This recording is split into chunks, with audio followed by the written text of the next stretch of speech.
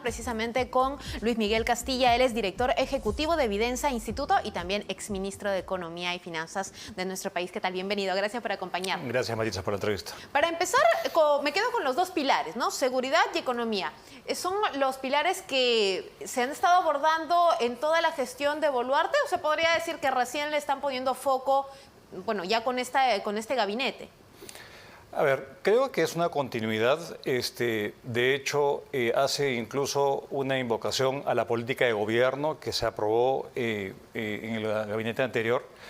Me parece adecuado que pongan el énfasis en esos dos temas que son los que más preocupan a los peruanos. En el tema de seguridad es un tema central, no me voy a referir a él, aunque impacta a la economía.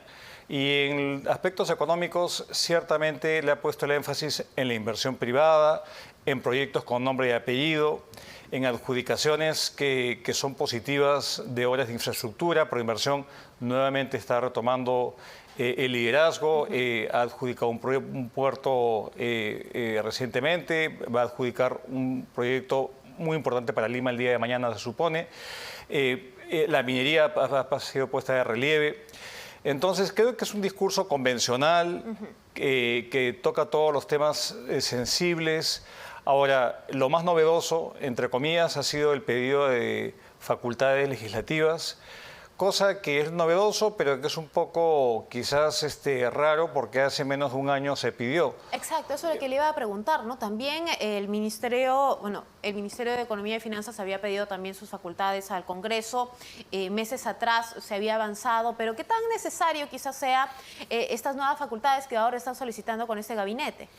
Mire, va a depender, siempre se pueden perfeccionar las normas, ciertamente, pero creo que, digamos, estar pidiéndole facultades para leyes cada 6 meses, lo que hace es que, ¿por qué no acabaron de completar los cambios normativos hace poco tiempo? ¿Y por qué nuevamente aspirar a que cambios normativos vayan a cambiar, digamos, vayan a mover la aguja de la reactivación económica?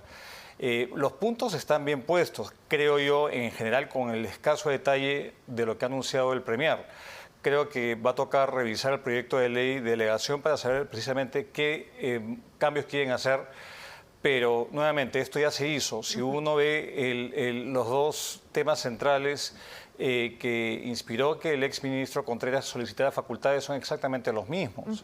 Entonces creo que, vamos, ayuda, pero los problemas en el país tienen que ver más con la gestión, con procurar eliminar los costos de transacción, con las decisiones que toman o no toman autoridades y con generar un ambiente de estabilidad para que se recupere la economía mucho más rápido de lo que está ocurriendo a la fecha. Entonces, ahora, hasta el momento, ¿cómo podríamos hacer el balance, ¿no?, del ministro de Economía, por ejemplo? Porque finalmente Adrián Sen es nuevo en este gabinete ministerial, lo va a liderar con estos 6 cambios, por ejemplo. ¿Qué es lo que se le viene al Perú en cuanto a recuperación económica? ¿Va a contribuir esta movida en 6 carteras que son principales, ¿no? Tenemos administratura, agricultura, por ejemplo. Mire, yo creo que la cartera principal, el cambio principal está en interior, porque el principal problema que afecta a los peruanos es la inseguridad, la criminalidad, y a través de la extorsión limita la actividad productiva de pequeños emprendedores hasta de la gran industria. Entonces, el tema de inseguridad sí frena la economía. Los cambios que se han hecho son cambios que son en sectores que son importantes en producción respecto a retomar políticas mucho más acertadas en el fomento de la pesquería. La problemática de la MIPE sigue siendo central. Hay muchas MIPEs muy golpeadas aún por una economía que estuvo recesada el año pasado. En el sector de agricultura hay proyectos importantes que de hecho fueron mencionados por el Premier que requieren destrabarse. Anunció que Majes Siguas va a pasar al Ministerio de Agricultura del Gobierno Regional de Arequipa. Ojalá que así sea, que no se va a dilatar la adjudicación del proyecto de Chavimochic, que también fue adjudicado al gobierno canadiense para realizarse. Entonces yo creo que hay anuncios positivos con nombre y apellido, y lo importante es que ahora pasen del dicho al hecho. Hay algunos temas donde hay cierta inconsistencia en el tema, por ejemplo, de austeridad fiscal, que ha sido un tema central de lo que el ministro de Economía ha venido diciendo desde que empezó su gestión. Hay algunas dudas respecto a la vez anunciar recortes de gastos superfluos y por otro lado aumentar el endeudamiento para la Municipalidad de Lima, por ejemplo, es una inconsistencia, o dar créditos suplementarios para aumentar la planilla del Congreso. Entonces, hay ciertos temas que parece que son más producto de una negociación política que responder a móviles absolutamente técnicos. Pero creo que el detalle que falta para efectivamente ver el impacto de este discurso en temas económicos es ver la letra chica del pedido de facultades. Hay dos ámbitos que a mí me han llamado la atención. Uno tiene que ver con mejorar el funcionamiento del Tribunal Fiscal. Recordemos que es la entidad administrativa donde se dirimen controversias entre contribuyentes y la SUNAT. Esto es importante porque hay una carga procesal muy alta que hace que se tome muchísimo tiempo en resolver estas controversias y es un tema no menor. Y lo otro que me llama más la curiosidad es que hay un rubro que dice equilibrio fiscal. Escuchando a las palabras del Premier, él dice que se va a sanear las cuentas públicas en el mediano plazo, llevar el déficit fiscal a 1% del PBI. ¿Y se logrará? Todo va a depender del crecimiento económico, pero al plantear una medida que dice equilibrio fiscal dentro del pedido de facultades, lo que me hace deducir, y estoy especulando, es que a lo mejor pretendan cambiar las reglas fiscales para tener un horizonte más gradual de convergencia de ese 1% de mediano plazo. ¿Y qué significa cambio de regla fiscal, ¿no? Cambio en la regla fiscal. ¿Qué podría generar? ¿Podría provocar mayor tributación, aplicar impuestos a ciertos Lo que significa sectores? Es que el ajuste fiscal va a ser más gradual. El año pasado el déficit fiscal cerró en 2,8% del PBI, por encima de la meta que tenían. Tiene que reducirse a 2% este año. Y al 2026 el compromiso es que llegue a 1%. Entonces, esto es un ajuste que no es menor. Entonces, a lo mejor el MEF está pensando plantear una discusión para poder hacerlo más gradual, no llegar al 26, sino a lo mejor 27 o 28, el Premier ha dicho mediano plazo. Ahora, en este tema yo creo que es un tema sensible porque la credibilidad del manejo de la política fiscal está puesta a prueba.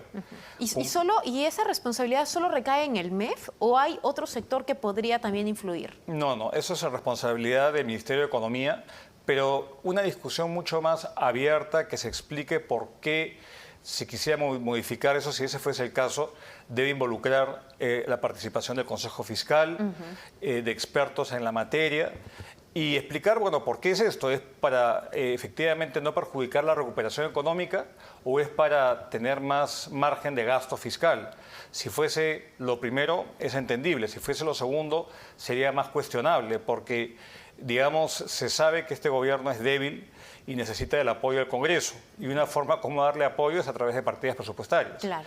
Entonces, yo creo que ese es un tema que más allá, que requiere una explicación de parte del Ministerio de Economía que probablemente la dé a la hora que sustente ese pedido de facultades legislativas. ¿Esto no pone en riesgo la deuda pública, por ejemplo? Mire, yo creo que la deuda pública es un gran activo que tenemos porque tenemos bajos niveles de endeudamiento con respecto al PBI. Entonces, quizás el Perú se puede dar el lujo de ir un poquito más lento. Pero lo importante es que se hable con claridad y con transparencia y que se explique las razones por qué es que están estimando llegar más lento a la meta. El Banco Central, haciendo un símil, tiene su meta de inflación. Cuando no la cumple, explica las razones por qué y no pasa nada y los agentes económicos absorben esa información y prevén cuál va a ser la inflación futura. Eso lo reportan cada trimestre o cada semestre, en el caso del Banco Central. En el caso del MEF, su responsabilidad es cumplir la meta fiscal, o sea, no gastar más allá de la cuenta para mantener la sostenibilidad de las cuentas públicas. Somos país solvente, pero tenemos que cuidar ese activo y, de hecho, las agencias calificadoras de riesgo le dan mucha importancia a cumplir eso porque eso determina el costo de financiamiento para el Estado y evidentemente para el sector privado que emite bonos. Claro, definitivamente, señor Castilla. En el discurso también el premier Gustavo Adriancén ha resaltado que este gobierno va a viabilizar 7 proyectos mineros, ¿no? Vamos a ver un poco cómo o qué es lo que dijo exactamente en esta parte. Estamos comprometidos con el fortalecimiento de la industria minera peruana, que es responsable, socialmente amigable y respetuosa, por supuesto, de nuestras comunidades nativas y campesinas. Por ello, es que nos esforzamos por cultivar un sector más transparente, eficiente y comprometido con el bienestar de las comunidades, garantizando que la minería contribuya de una manera positiva al crecimiento económico de nuestro país. Nuestra meta para este año es viabilizar una inversión minera de hasta 4.600 millones de dólares, sustentando principalmente en el impulso de 7 importantes proyectos mineros como son reposición Tantahuatay oro, ampliación Huancapeti zinc, reposición Antamina cobre, Romina zinc, reposición Raura plata, Colchabamba fase 1 cobre, Corani zinc. Además, proyectamos que para el año 2026 el nivel de ejecución de inversión minera supere los 5.400 millones de dólares, lo que demuestra nuestro continuo compromiso con el crecimiento de la industria minera responsable. Por otro lado, después de más de 20 años, el Poder Ejecutivo viene elaborando un nuevo marco normativo adecuado a la realidad de las actividades de la pequeña minería y minería artesanal presentes a nivel nacional. Consideramos que las últimas normas sobre este estrato minero datan del 2002 y es imprescindible revisarlas. Este nuevo marco normativo buscará que las actividades mineras de la pequeña minería y minería artesanal se den de manera responsable, sostenida y saludable. En este momento tengo que anunciar que la sociedad y nuestro medio ambiente están esperando de nosotros una cuota de responsabilidad. En tanto se desarrolle esta propuesta, anuncio la conformación de una comisión multisectorial con participación de diferentes actores que se encargará de formular una propuesta integral antes de diciembre del 2024 para que se implemente durante el año 2025. Ahí estábamos escuchando al presidente del Consejo de Ministros hablar sobre estos proyectos que van a ser viabilizados según refiere, y solo para tener en cuenta cuáles van a ser la reposición Tantahuatay, que es una mina de oro, ampliación Huancapeti de zinc, reposición Antamina, Romina también de zinc, y tenemos a la reposición Raura, Chalcobamba fase y Corani. Señor Castilla, ¿será suficiente esto para contribuir un poco con la recuperación económica? Y para empezar, ¿qué tan factible va a ser, ¿no?, de tener a estos proyectos concretados finalmente para este año? Mire, yo creo que es una muy buena forma de acelerar la recuperación económica, y esto demuestra una serie de factores, Maritza. Uno es que el ministro de Energía y Minas nuevo claramente cree en la inversión minera y está haciendo todo lo posible para que así sea. Lo segundo es que hay un equipo especial de seguimiento a la inversión privada que está en el MEF y que acompaña muchos de estos proyectos. A mí me consta, yo he visto el trabajo diligente que hacen. Y lo segundo, que es un tema más político, es que el gobierno ha dejado este complejo de decir vamos a apoyar a la minería. En muchos discursos presidenciales o de primeros ministros ante el Congreso omitían el tema minero. Yo creo que el último fue cuando Pedro Cateriano fue premier y hizo mucho énfasis en promover la minería, y eso no cayó bien políticamente quizá en algunos, pero eso creo que acelera la reactivación. Ahora lo crucial va a ser pasar del anuncio a lograr que muchas entidades públicas opinen de manera digamos, efectiva y rápida, y que se cumplan obviamente con todos los parámetros legales para efectivamente tener un impulso mucho más fuerte de la minería, que no solamente mueve divisas, sino que es una fuente importante de recursos para gobiernos locales y regionales a través del canon y regalías que pagan estos proyectos. ¿Y estos proyectos, estos 7 proyectos mineros que han sido mencionados, serán iguales al impacto o generarán un impacto similar a lo que fue Quellaveco el año pasado, que, bueno, finalmente sostuvo, ¿no?, a nuestra economía?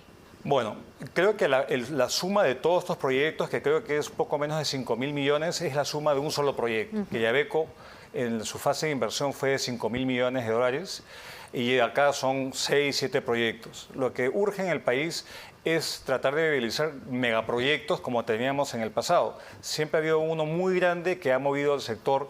Ahora son distintos, muchos de ampliación, pero yo creo que es una forma rápida de poder acelerar la recuperación de la economía y aprovechar que los precios de las materias primas siguen siendo elevados. Claro. El precio del cobre está alto, el precio del oro también, y eso hace mucho más factible que estos proyectos se dinamicen y pueden efectivamente cambiar la realidad del país y acelerar una recuperación económica mucho más rápido y efectivo que el gasto público, por ejemplo. Luego de esta mención se anuncia también, el Premier refirió o habló sobre un marco normativo que pueda regular un poco la minería artesanal, incluso pues explica que no había o no se registró un cambio sustancial al menos desde el 2002.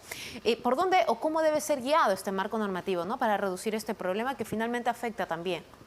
Mire, yo creo que en esta materia, que no es nueva, porque la realidad de la minería, de la pequeña minería y la artesanal viene de mucho tiempo atrás, hubo un grupo de trabajo en el gobierno de Vizcarra, me equivoco, en 2018, que planteó algunas medidas. Y acá tiene que ver quién es el que otorga las concesiones, si es que son los gobiernos regionales, si es que es el Ministerio de Energía y Minas y quién fiscaliza y supervisa estas concesiones. Entonces, es un tema que es importante, una ausencia quizás sea la omisión de qué hacer respecto a la minería ilegal que sigue campeando en el país. Tenemos 85 millones de hectáreas de minería ilegal, que está entrelazada con el crimen organizado, y esto no ha habido escasa mención, y eso también pasa por qué hacer con el Reinfo. Acordémonos que el gobierno tuvo que retroceder ante una medida del Congreso que derogó parte de las medidas que el gobierno pretendía hacer para luchar contra la minería ilegal. Nada de esto se ha dicho, pero creo que es importante actualizar un marco normativo, y eso tiene que ver también cuáles son los roles de los gobiernos locales y especialmente los regionales para otorgar concesiones y fiscalizar su cumplimiento. Que el ministro Rómulo Mucho esté en la mira del Congreso, ¿cómo podría afectar, ¿no?, estas metas que se está trazando el gobierno actual? Mire, un problema que tiene el Perú es la excesiva rotación de autoridades. Entonces, si antes un ministro de Estado duraba pues 2 años en el ejercicio del cargo, hoy duran meses. Entonces lo que necesitamos es estabilidad y no tener pues ministros que cambian a cada rato. Que haya un ministro que tiene las cosas claras y que permanezca pues 2, 3 años sería lo ideal como mínimo. Eso en todos los cargos, especialmente en aquellos que son sensibles como salud, como interior, que son sillas voladoras que no duran ni 2, 3 meses y cambian al ministro. Porque cambiar de ministro significa que cambian los viceministros, cambian los directores generales, y eso hace que haya pues una parálisis en la toma de decisiones y no hay contraparte para el privado que invierte o para el ciudadano que exige cosas y no tiene a quién exigirles si hay tanto cambio y volatilidad en los puestos. Entonces, si bien creo que es positivo que esté un ministro con experiencia en ese sector, así como en otros, es importante darles estabilidad. Si no hay estabilidad, por más que hayan buenas ideas, ponerlas en práctica va a ser mucho más difícil. Claro, hay que tener en cuenta que durante el gobierno de Boluarte ya se han dado más de 50 cambios, ¿no?, cambios ministeriales. Ahora usted, que ha sido exministro de Economía o que es exministro de Economía, ¿qué tanto puede desestabilizar el movimiento de un titular de una cartera? ¿Cuánto puede retrasar quizás el avance de los proyectos? Muchísimo. Antes se hablaba de cierta forma de las cuerdas separadas. La economía iba por un lado, la política iba por el otro. Y los ministros duraban tiempo y se podían aplicar políticas de gobierno y ver los resultados. Pero ahora lo que vemos es que hay una altísima tasa de rotación. Yo le hablo en el caso del Ministerio de Economía. En mi época yo estuve 3 años y medio a cargo del MEF. Hoy en día el tiempo promedio de un ministro de Economía es de 7, 8 meses. Entonces, esto lo que hace es que acorta los tiempos y hace mucho menos previsible el futuro, porque estamos sujetos, obviamente, a las prioridades que ponga el titular y todo el personal que trae un cambio ministerial. A ver, estamos en un país, hay políticas de Estado que deben de continuar pese al cambio de titular del sector, pero siempre hay un margen de incertidumbre ante estos cambios tan rápidos y sucesivos. El caso más dramático es el interior, y por eso tenemos lo que tenemos. Nosotros, por ejemplo, en Vidensa hemos hecho un estudio que muestra la ineficiencia del Ministerio del Interior, que tiene el 80% de sus obras paralizadas, 80%, entre comisarías y otros tipos de proyectos que son claves para luchar contra la inseguridad ciudadana. Y esto en parte refleja esta altísima tasa de rotación de autoridades. Perfecto, señor Castilla. En el discurso también se ha hablado de estos proyectos de asociaciones público-privadas también y definitivamente las obras que están siendo adjudicadas por parte de Proinversión. Usted lo había comentado, pero vamos a ver un poco lo que fue este discurso y a detalle también lo que dijo el Premier al respecto. En el 2024 adjudicaremos nuevos proyectos bajo la modalidad de asociación pública-privada APP hasta por un monto de 8.036 millones de dólares, destacando primero el puerto de Marcona por 415 millones de dólares, adjudicación que se ha realizado el pasado viernes 22. Y asimismo, anuncio el megaproyecto Anillo Vial Periférico, que será anunciado el día de mañana, jueves 4, por un monto mayor a 3.400 millones de dólares. 3.800 millones de dólares en los últimos 7 días han sido adjudicados, señoras y señores congresistas, vía APP. Otras obras importantes son el ferrocarril Huancayo-Huancavelica, conocido por todos nosotros como el Tren Macho, y 15 proyectos de transmisión eléctrica. Para el 2025 contamos con una cartera de 70 proyectos por adjudicar por un monto aproximado de 16.000 millones de dólares en puertos, colegios, hospitales, plantas de tratamiento y energía. Estimamos que al finalizar el gobierno de la señora presidenta Dina Boluarte se habrán adjudicado obras vía APP por más de 25.000 millones de dólares.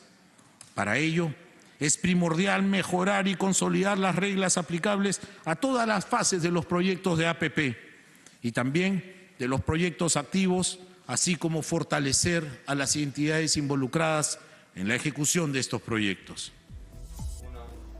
Bien, obras por más de 25.000 millones de dólares, entonces anuncia el Premier. Señor Castilla, ¿cómo va o cómo calificar un poco el trabajo que está teniendo este gobierno en cuanto a este tipo de obras?